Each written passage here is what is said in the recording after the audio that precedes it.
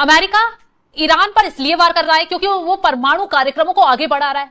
America की बात नहीं मान रहा, नहीं झुक रहा, इसलिए डोनाल्ड ट्रंप लगातार ईरान को तबाह करने पर जुटे हुए हैं। और दूसरी तरफ परमाणु हथियार वाला पाकिस्तान है, जिसको और सहयोग डोनाल्ड ट्रंप की तरफ से दिया जा रहा है। जब भी पाकिस्तान परमाणु कार्यक्रम को आगे बढ़ाता है तो डोनाल्ड ट्रंप सहयोग लगातार करते हैं। अब अमेरिका मीडिया में ये चर्चा तेज हो गई है कि न्यूक्लियर वेपन्स को लेकर और जिन देशों के पास ये चीजें चल रही हैं वह उनको लेकर डोनाल्ड ट्रंप दोहरा मापदंड क्यों दिखा रहे हैं। आखिर ईरान से इतनी दुश्मनी परमाणु कार्यक्रमों को लेकर क्यों है और पाकिस्तान पर इतनी मेहरबानी क्यों दिखाई जा रही है, आज इसी पर चर्चा करेंगे। चर्चा के लिए मेरे साथ वरिष्ठ पत्रकार पंकज प्रसून जी जुड़े हुए हैं। सर, पाकिस्तान परमाणु हथियारों के विस्तार को लेकर कोई भी कार्यक्रम करता है, डोनाल्ड ट्रंप की तरफ से कहा जा रहा है कि सहयोग दिया जाता है, लेकिन ईरान में तबाही इसलिए मचाई हुई है क्योंकि वो परमाणु कार्यक्रम अपना रोक नहीं रहा, डोनाल्ड ट्रंप की बातों को नहीं मान रहा।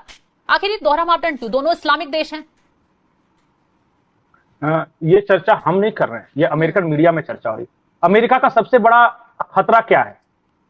वहां की सरकार कहती है कि नहीं, कि इस्लामिस्ट के, रेडिकल इस्लामिस्ट के हाथ में परमाणु हथियार नहीं आने चाहिए, यही खतरा है ना।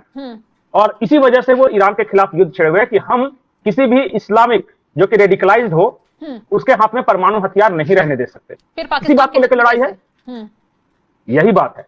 और क्या कह रहा है अमेरिकन मीडिया, मैं लाइन पढ़ रहा हूं हुबहू। Both are Islamic republic, Iran Pakistan, both are authoritarian in structure, दोनों का एक ऐसा है तानाशाह टाइप का है, जो कहेगा वही करेगा, डेमोक्रेसी दोनों में नहीं है, ठीक है।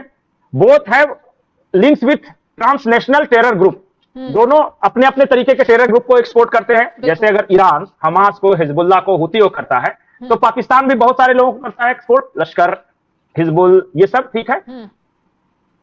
और दोनों के बारे में अमेरिकन रिपोर्ट कहता है कि अमेरिका के लिए खतरा है। पाकिस्तान के बारे में भी कहता है। अभी तुलसी गबार्ड ने एक जो रिपोर्ट पेश की उसमें उन्होंने क्या कहा कि पाकिस्तान ऐसा इंटरकंटिनेंटल बैलिस्टिक मिसाइल बनाने की कोशिश कर रहा है जिसकी मार की जद में अमेरिका भी रहेगा। वो उस कार्यक्रम पर रोक लगा दिया था, कंपनी पर रोक लगाया था अमेरिका की तरफ से।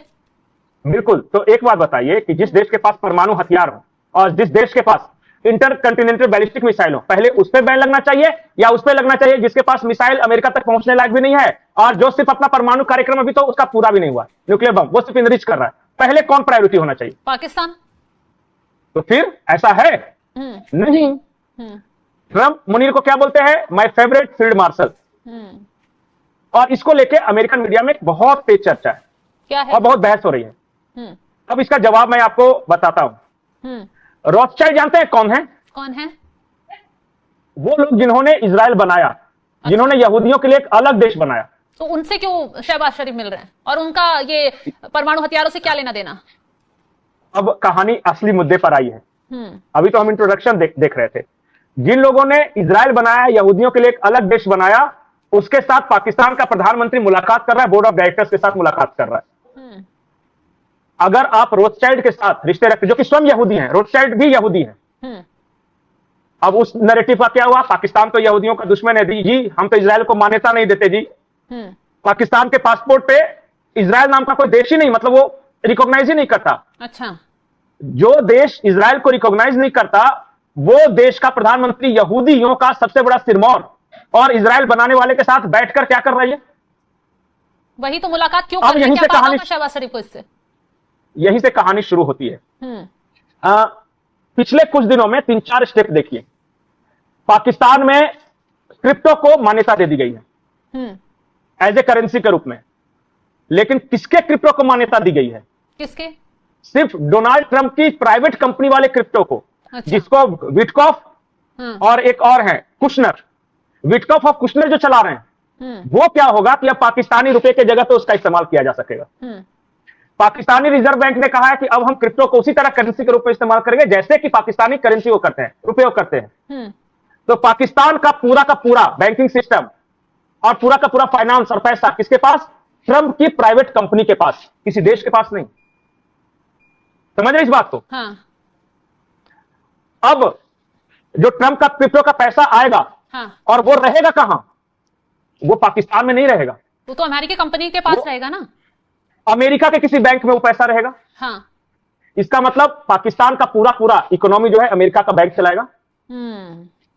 ठीक है।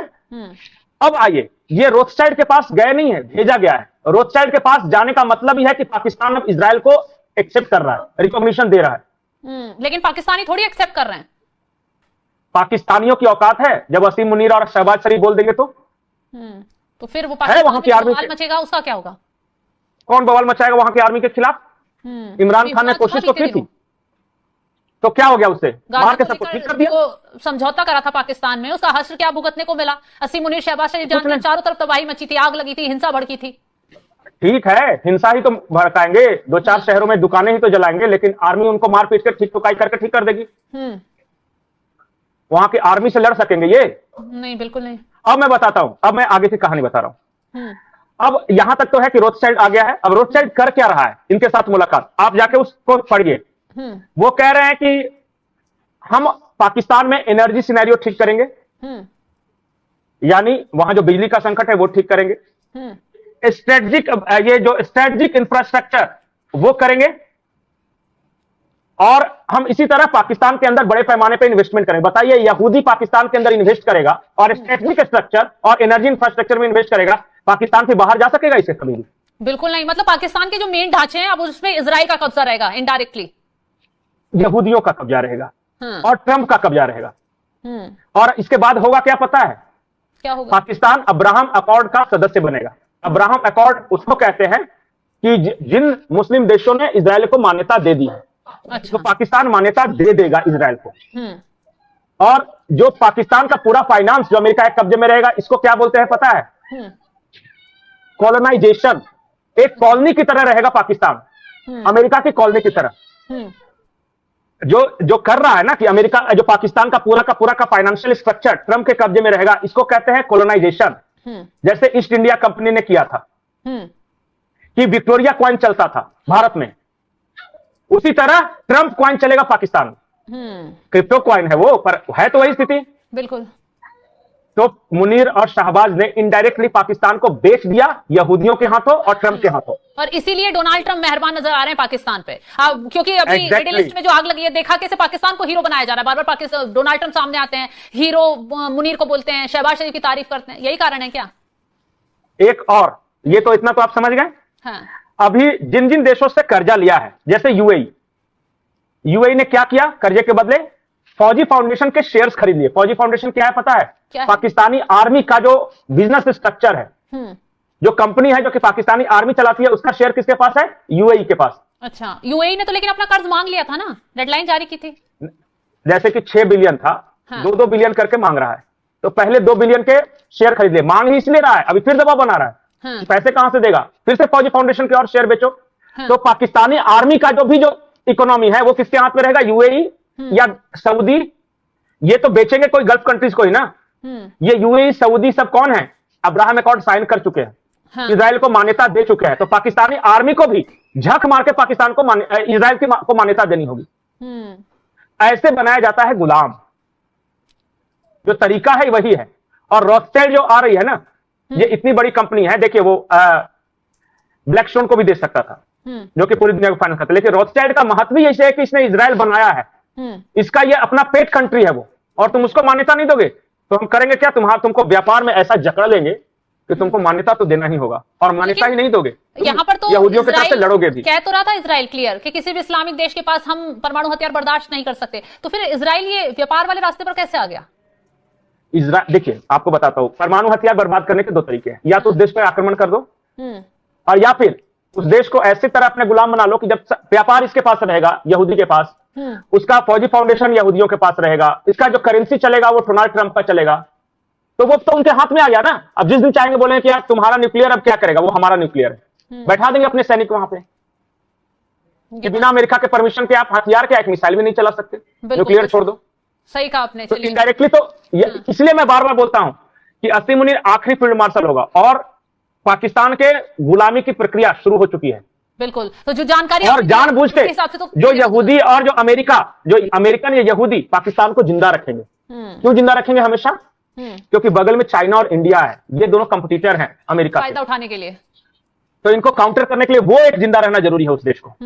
तो चलिए, बहुत बहुत शुक्रिया पंकज जी तमाम जानकारी देने के लिए आपका। तो देखा अमेरिका मीडिया में चर्चा चल रही थी सीधा सीधा कि न्यूक्लियर को लेकर डबल स्टैंडर्ड क्यों है डोनाल्ड ट्रंप, ईरान में इतनी तबाही मचा रहे, पाकिस्तान पर मेहरबान क्यों है। तो आपको जवाब तो समझ में आ गया होगा कि कैसे असीम मुनीर, शहबाज शरीफ खेल कर रहे हैं, अमेरिका के हाथों पूरा पाकिस्तान बेच दिया है, कैसे इजराइल को बनाने वाले के साथ डील कर रहे हैं और फायदा क्या मिल रहा है। जाहिर सी बात है, जो दिख रहा है वही फायदा आप देख पा रहे हैं, वो पाकिस्तान को मिल रहा है। और पाकिस्तान जो खेल कर रहे हैं असीम मुनीर, शहबाज शरीफ, उससे पाकिस्तान एक दिन बर्बाद ही नहीं होगा, तबाह हो जाएगा पूरी तरह। जी हाँ दोस्तों, ये थी अब तक की मालूमात जो मैंने आपके साथ शेयर की है। वीडियो कैसी लगी अपनी राय का इज़हार कमेंट बॉक्स में ज़रूर करें।